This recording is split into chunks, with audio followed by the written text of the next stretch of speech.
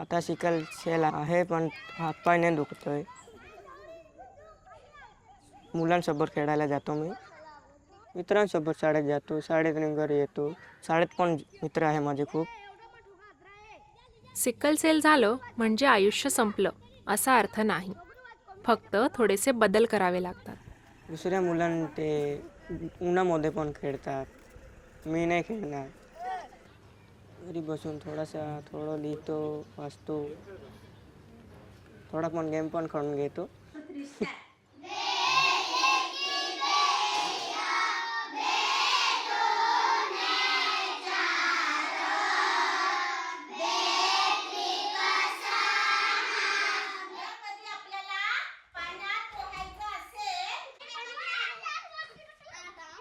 सुरुवातीपासून एवढी ॲक्टिव्ह आहे. कधीच बघितलं नाही की माझ्याकडून हे काम होणारच नाही. कुठलंही काम सांगितलं तिला मनापासून करतील.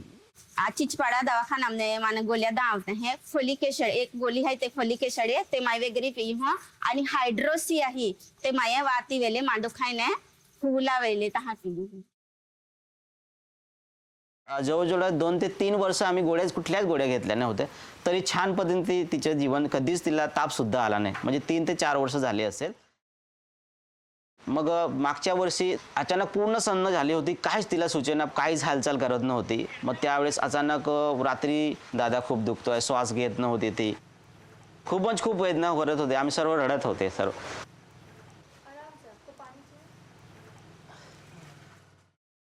जब तकलीफ़ नहीं हो रही है तब हमको दवाई लेने की क्या ज़रूरत है। ये एक बात है जो पेशेंट्स को बार बार हमको समझाना पड़ता है। उनको लगता है कि जब तकलीफ़ है तभी हमको हॉस्पिटल और दवाई की ज़रूरत है, लेकिन उनको ये समझाना कि इस दवाई को लेने से उनकी तकलीफ़ कम होगी या नहीं होगी, उसको प्रिवेंट कर सकते हैं बाय दिस प्रोफिलैक्सिस, ये एक बात है जो पेशेंट्स को बार बार हमको समझाना पड़ता है। असं कधी होऊ नये हे आम्ही त्याच्यासाठी खूप काळजी घेतो. पूर्ण गोळ्या संपेपर्यंत थांबायच्या नाही. म्हणजे आपल्याकडे स्टॉक आहे ना 2-4 दिवसासाठी, त्याच्या अगोदर आपल्याला उपलब्ध करून द्यावं लागतात. वर्षा में दुखतला जमात पग एक बारी पण आम्ही जहाँ ट्रीटमेंट चालू है तहाँ की तो त्रास न हवे तो आम्ही गोठे. फॉलिक ॲसिड आणि हायड्रॉक्सीयुरिया ही औषधं घेत राहणं म्हणजे शरीराला रोजचं आधार देणं. पण कधीकधी काळजी थोडी ढिली पडली की शरीर आवाज देतं. वेदनेचा, थकव्याचा, संकटाचा आवाज. मला खूप जास्त वेदना होतं. एखाद्या वेळेस मी खूप रडते पण त्रास होतो तर मला झोपच येत नाही. एखाद्या वेळेस तर 2-2 दिवस पण झोपत नाही मी. तो जब पेन क्राइसिस होता है तो पेशेंट को अलग अलग बॉडी के पार्ट्स में पेन हो सकता है. ऑफन लिम्स में और बैक में उनको पेन होने लगता है. जैसे ही उनको ऐसा दर्द होने लगता है we advise them to hydrate and take paracetamol. But जब उनको लग रहा है कि वो पेन प्रोग्रेस हो रहा है so they should not delay coming to the hospital. जब वो हॉस्पिटल में आते हैं तब सबसे पहले हम उनको हाइड्रेट करते हैं और पेन स्कोर करते हैं. तो पेन स्कोर एक बहुत ऑब्जेक्टिव मेजरमेंट जैसे कि अगर किसी को बुखार है तो हम टेम्परेचर लेके बताते हैं कि अच्छा इनको 101.6 टेम्परेचर है. So there is a WHO pain ladder which is based on the pain score. तो अगर माइल्ड पेन है so it is 1 to 3, if it is moderate then is 4 to 6 and if it's severe then it's 7 or more. तो हम अपने सारे patients को ये pen scoring सिखाते हैं और जब वो हॉस्पिटल में रहते हैं तो every nurses shift they have a pain score. अगर किसी को जैसे 8 या 9 पेन स्कोर है तो हम उनको सिर्फ स्टेप 1 वाली माइल्ड दवाइयाँ देंगे तो it will take a long time for their pain to respond and it may not respond. So when they have a high pain score we respond with the step 3 drugs ताकि उनका pen जल्द से जल्द हम control कर पाएँ. आपू भागाम लोक जहाँ को म्हणजे जे आयुर्वेदिक दावा के तहा तर तिया तिही जाता हा बरोबर. काही भी आजारी रहियो तो पहलो तिही जाता हा. पण सिकल सेलाम है कि नाही चालणार कारण कापू आयुर्वेदिक भी के यो पण तिया फरक होतो ना पड़तो. ये एक 10 महीने का छोटा बच्चा था जो हमारे पास आया. का खून बहुत कम दिख रहा था और सांस उसकी बहुत तेज़ चल रही थी. उसका ऑक्सीजन कम था. और फिर जब हमने उसको एग्ज़ामिन किया तो उसकी पेट के ऊपर मल्टीपल बर्न मार्क्स थे. ये चटके का दाग. तो हमें पता लगा कि पिछले 5-6 दिनों से उसकी तबीयत ख़राब होती जा रही थी और परिवार ने उनको ये इंडिजिनस ट्रीटमेंट, ये चटके लगाए थे और उसको हॉस्पिटल लाने में काफ़ी देर हुई। और जब हमने उसका हीमोग्लोबिन इलेक्ट्रोफोरेसिस किया तब सिकल सेल डिजीज़ निकला। वो बच्चा धीरे धीरे करके विद एंटीबायोटिक सपोर्टिव केयर, ब्लड ट्रांसफ्यूशंस अच्छा होके घर गया। लेकिन अगर जल्दी मतलब अर्ली वो हॉस्पिटल में आता तो हमें पता लग जाता और उसे अच्छा इलाज without so much suffering and so much danger he could have bin treated.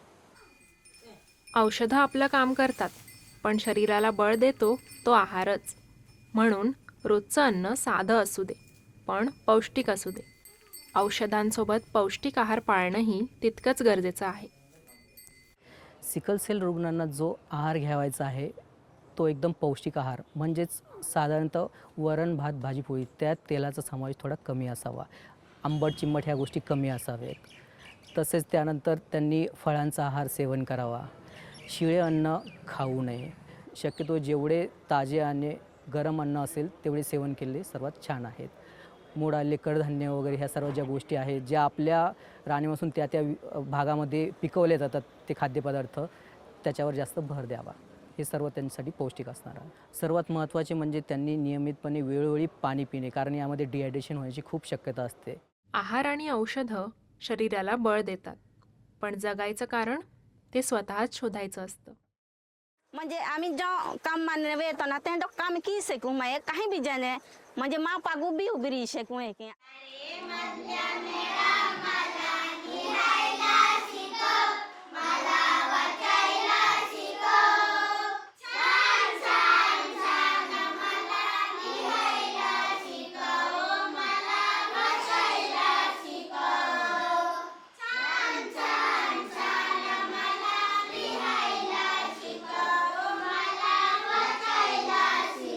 Folic acid आणि हायड्रॉक्सीयुरिया ही औषधं सिकल सेल रुग्णांसाठी अत्यंत महत्त्वाची आहेत.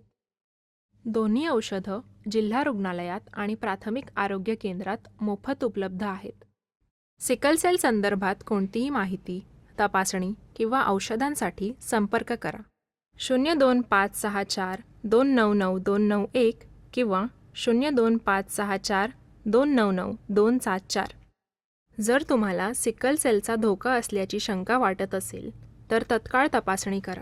ही तपासणी तुमच्या जवळच्या सरकारी आरोग्य केंद्रात मोफत उपलब्ध आहे. तुमच्या आशा कार्यकर्त्या आता घरच्या घरीही ही चाचणी करू शकतात. विशेष कागदावर रक्ताचा फक्त 1 थेंब घेतला जाईल. ही DBS चाचणी आहे, सोपी आणि प्रभावी. आशा कार्यकर्त्या ॲपच्या माध्यमातून तुमच्या चाचणीचे निकाल स्कॅन करतील आणि ही माहिती प्राथमिक आरोग्य केंद्राला मिळेल, ज्यामुळे तुमचा पुढील उपचार व देखरेख योग्य प्रकारे करता येईल. लहान मुले, गर्भवती महिला आणि विवाह इच्छुक जोडपे यांनी तपासणी नक्की करून घ्यावी. आवश्यक औषधे प्राथमिक आरोग्य केंद्र आणि जिल्हा रुग्णालयात मोफत उपलब्ध आहेत. उपचारासाठी विलंब करू नका. आजच संपर्क साधा 02564 299 291 किंवा 02564 299 274. तुम्ही औषधे नियमितपणे घेत आहात की नाही हे तपासण्यासाठी हेल्पलाईन तुम्हाला फोन करेल. तसेच ही सेवा तुम्हाला संजय गांधी निराधार योजना, अपंगत्व प्रमाणपत्र आणि इतर सामाजिक सहाय्य योजनांशी जोडून देईल. आमचे समुपदेशक तुमचे प्रश्न काळजीपूर्वक ऐकतील, शंका दूर करतील आणि तुम्हाला योग्य मार्गदर्शन देतील. स्वतःला कधीच एकटं समजू नका. जिल्ह्यातील ठिकठिकाणी कार्यरत सिकल सेलसाठी विशेष सपोर्ट ग्रुप्स तुम्हाला आधार, दिलासा आणि आत्मविश्वास देतील. प्रत्येक महिन्याच्या शेवटी आयोजित होणाऱ्या सिकल सेल मेळाव्यात सहभागी व्हा. अधिक माहिती मिळवा, आपले अनुभव व्यक्त करा. चला, बदलाची सुरुवात आपणच करूया.